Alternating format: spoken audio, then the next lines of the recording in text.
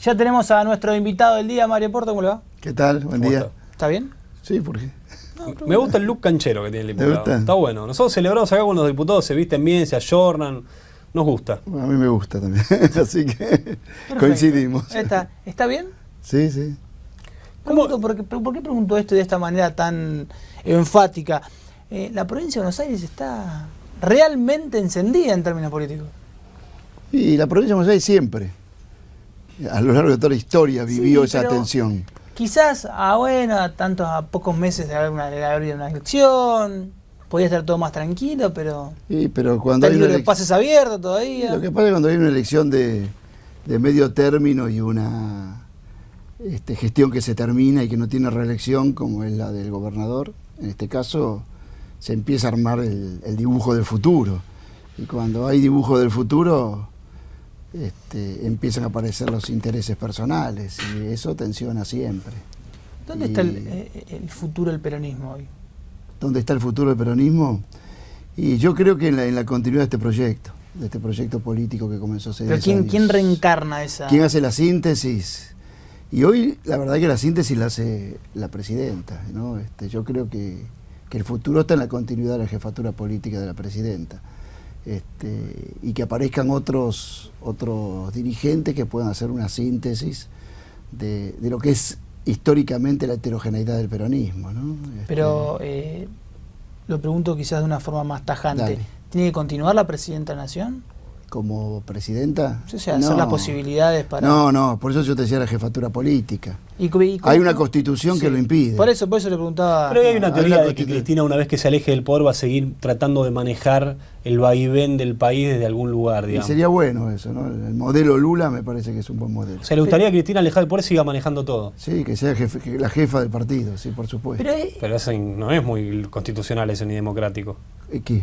Se supone que el que maneja el país es elegido por el voto popular. Sí, pero si uno cree en los partidos políticos, puede haber jefaturas políticas que no sean el presidente, porque si uno respeta la alternancia y respeta los términos que le pone de límite la Constitución a un presidente, no significa en la tradición argentina que ese presidente desaparezca de la vida política, ¿no? En esos términos se pone interesante la charla, porque ¿es posible eso en el peronismo?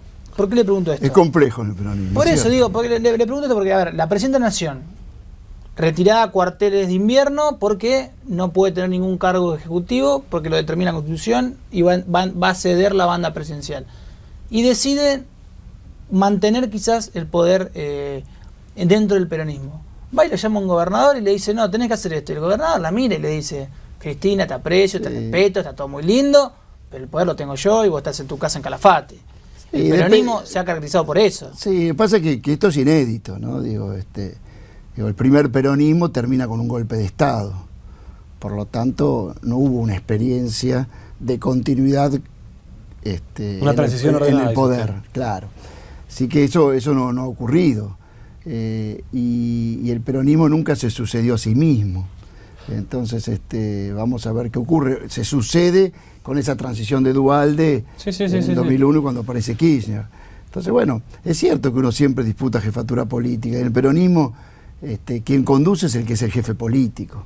Casi siempre coincide con la jefatura política con el presidente, pero si uno no hay es candidato, respetuoso de la Constitución, no puede estar condenado a no hacer más política en su vida porque la Constitución no permite que uno sea presidente. Me parece que los liderazgos están por encima de esa coyuntura, pero igual, para terminar esto, yo creo que además tienen que aparecer más liderazgos y más dirigentes y más hombres o mujeres que hagan síntesis de este movimiento, ¿no? Porto, vio que se dice que la idea es que el gobierno se vaya 4 años, ceda el poder a alguien, y más allá de que se siga manejando o no, después de esos 4 años vuelvan.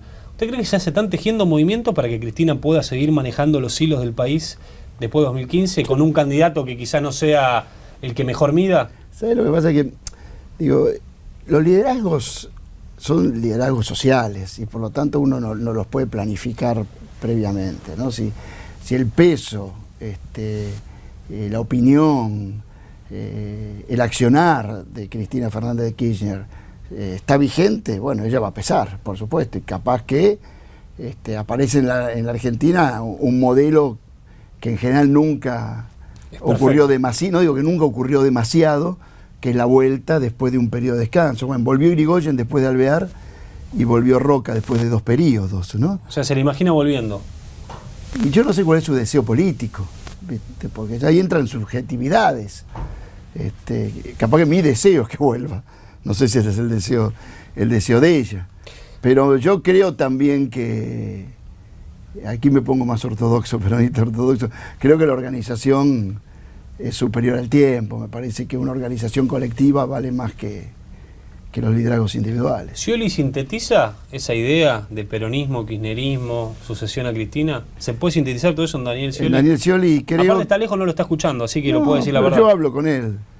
Y creo que él representa un sector. No sé si se sintetiza la complejidad de todo el kirchnerismo. El kirchnerismo más abierto. Creo que su valor está más que en la síntesis, en su trayectoria, en su permanencia leal en el proyecto y aparte en los títulos, ¿no? Un hombre que fue vicepresidente de la Nación, no, está claro, y 2 veces gobernador de la provincia de Buenos Aires, nadie puede secundarizarlo. Me parece que es una figura saliente del país. ¿Por qué Cristina no apuesta todo por él entonces? Y porque creo que hay otros dirigentes que valen tanto como Daniel Scioli. ¿Como por ejemplo? Claro, ¿quiénes serían? Y para mí, por ejemplo, vale Florencio Randazzo. Para mí vale Capitanich, Urribarri. ¿Le gustó una interna con todos esos? Me parece que vale Agustín Rossi, me parece que vale Julián Domínguez. ¿Quiere quedar bien con todo, diputado? De todos. No son tantos, son 5 o 6, mira los que he nombrado. Bueno, pero de todos esos... De todas maneras, creo que somos el movimiento que tiene mejores dirigentes en la Argentina. La verdad, con más alternativa de dirigentes en Argentina, pero con respecto a los otros partidos. No usted lo dijo, más alternativa. Más alternativa. Sergio Massa, ¿qué opinión tengo de él, política? Y que creo que Sergio lo que ha dejado es de pertenecer a este proyecto. Acá habría que entrar a discutir un poco lo que es ser peronista. ¿No es peronista, Massa?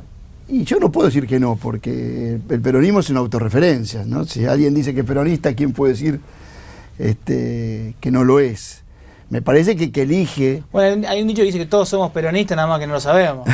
Claro, es parte de nuestro ADN. Un sentimiento nacional, sí, pero para eso entonces habría que discutir un poco más fino. ¿Cuál es la concepción del Estado? ¿Cuál es la concepción de la economía? ¿Cuál es la concepción de las relaciones internacionales? ¿No? O sea, un poco la pregunta sería, ¿qué es gobernar justicialistamente? Más que, porque ¿qué es ser peronista? Es una pertenencia subjetiva. ¿Qué gobernar justicialistamente? Sería un debate más profundo. Entonces, si alguien está dispuesto a disputar con las corporaciones, a poner en la mesa de la representatividad, de la discusión, de la distribución de la riqueza, bueno, me parece que eso es gobernar justicialistamente. Y Massa no está claramente en esa batalla. Y me parece que él se ha alejado de esa postura, le veo posturas mucho más conservadoras últimamente. Entonces, y aparte ha elegido como un sesgo más opositor. Pero entonces Otacé, que era de ustedes hasta hace un par de días, ¿por qué se va con Massa? ¿Por qué hay kirchneristas que se van con Massa si es conservador, no es peronista? Porque la política tiene 2 facetas. Uno la puede abordar desde la faceta de las ideas, de los proyectos y de los sueños, y la puede abordar desde la carrera personal y los posicionamientos políticos.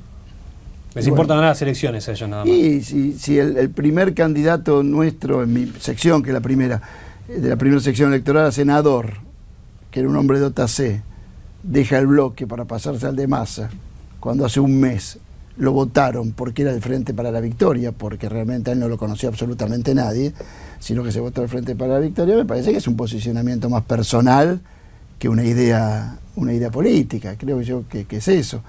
Bueno, uno elige los caminos que prefiere. Yo prefiero tener algún sueño y algún modelo de país. Yo creo que el kirchnerismo, con sus límites, lo que voy a decir no es para que estemos de acuerdo con el kirchnerismo, ¿no? Estoy yo de acuerdo, pero puede otro no estarlo. Pero me parece que ordena ideológicamente la política argentina. O sea, cuando Cristina habla desde una ideología y ordena, y dice, esta es mi visión del Estado, yo no creo en el Estado empresario, esta es mi visión de las relaciones exteriores. O sea, intenta un orden de la vida política argentina. Me parece que los candidatos más marketineros prefieren la mezcolanza ideológica. Bueno, pero en ese término ideológico el gobierno también ha planteado un relato. O sea, ¿sí? Hoy el gobierno nacional privatizó los trenes y quizás eso no tiene mucho que ver con la posición y la constante formación de un relato ideológico, que luego quizás en la práctica no tiene mucha... Sí, mira, yo creo que la política siempre es un relato, ¿no? Y hay a veces momentos en que hay relatos que se superponen y hay otras veces que algunos relatos vencen a otros relatos, ¿no?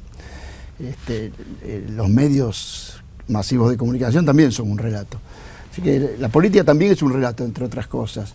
Y me parece que es un relato yo diría, de ideas estratégicas, no de ideas en abstracto, sino de tomar decisiones en cada momento. El peronismo, en ese sentido, toma decisiones en forma permanente sobre cuestiones concretas. Bueno, si hoy se considera que a un sector de ferroviario hay que privatizarlo porque es la mejor solución... O sea, muy pragmático el tema.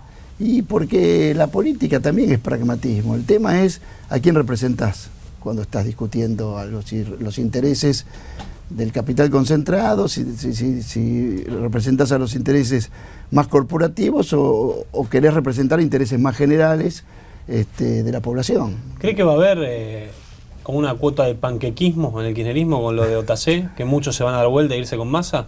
Y yo creo que hay un sector que va a tratar de especular y que va a hacer cuentas y va a mirar encuestas y va a decir, a ver, ¿cómo puedo yo continuar con mi poder grande o pequeño? Y va a haber otros que no. ¿Usted se iría con Massa, por ejemplo, si ve que las cosas hacia 2015 empiezan a ponerse mal? Creo que no, porque va a haber otras alternativas. Mire que queda grabado esto. Sí, sí, por sí. Ya veo que cuando anuncia...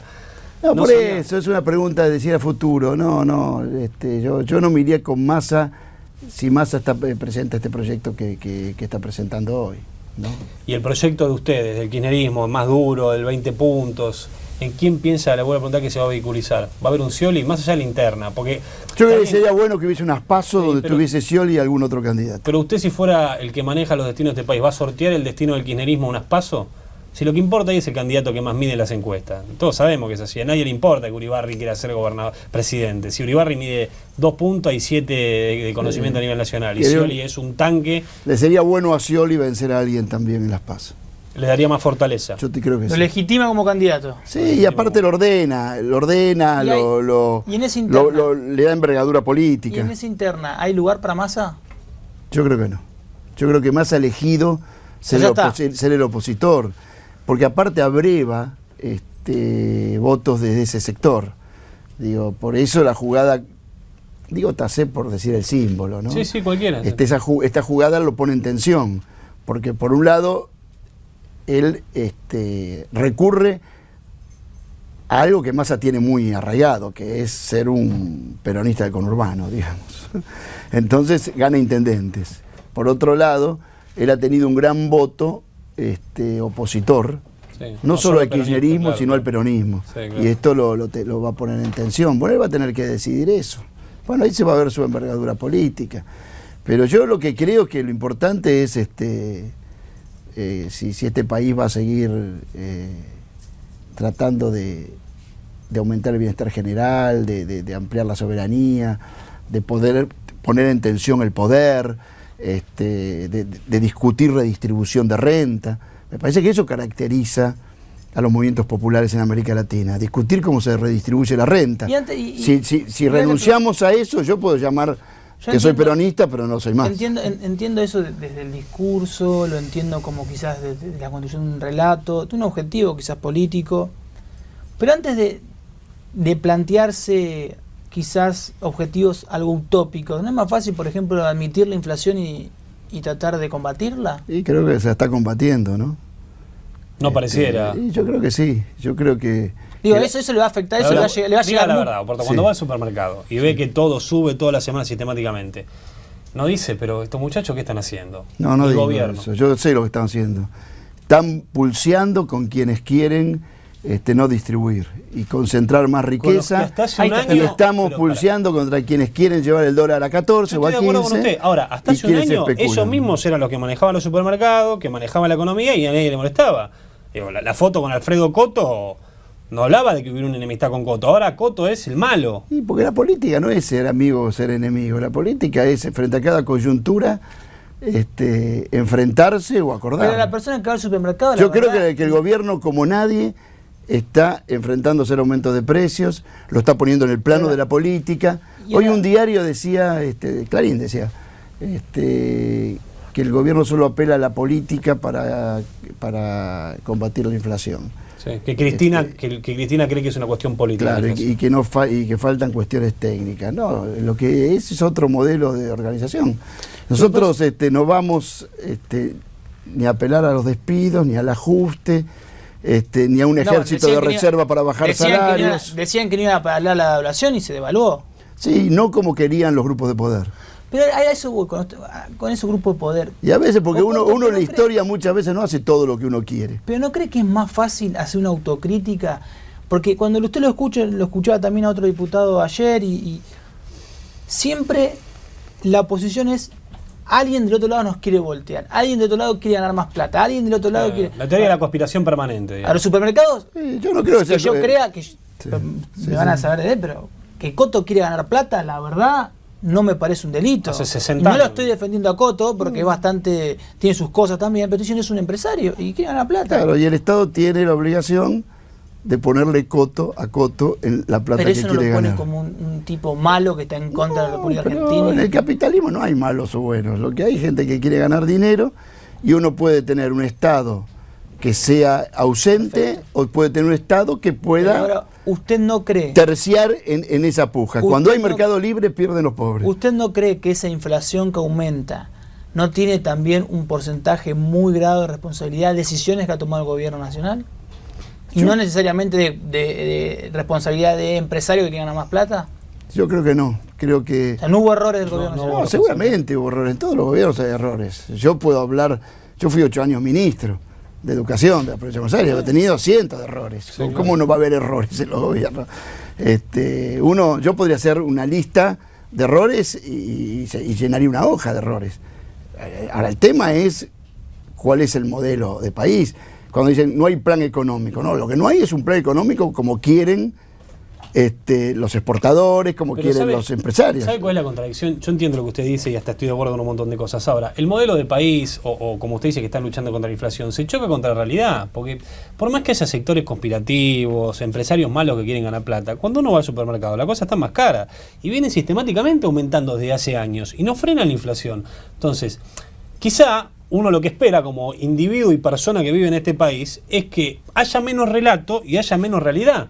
Entonces vos me decís, estamos trabajando porque los capitales especulativos, pero las cosas siguen subiendo y un crédito hoy te da 60% anual. Este es un Estado que ha participado activamente en esa puja. Ya lo sé, pero algo se está terminando, o no pueden dar la pelea, o no les alcanza el poder. Son peleas muy difíciles, es cierto, son peleas muy difíciles.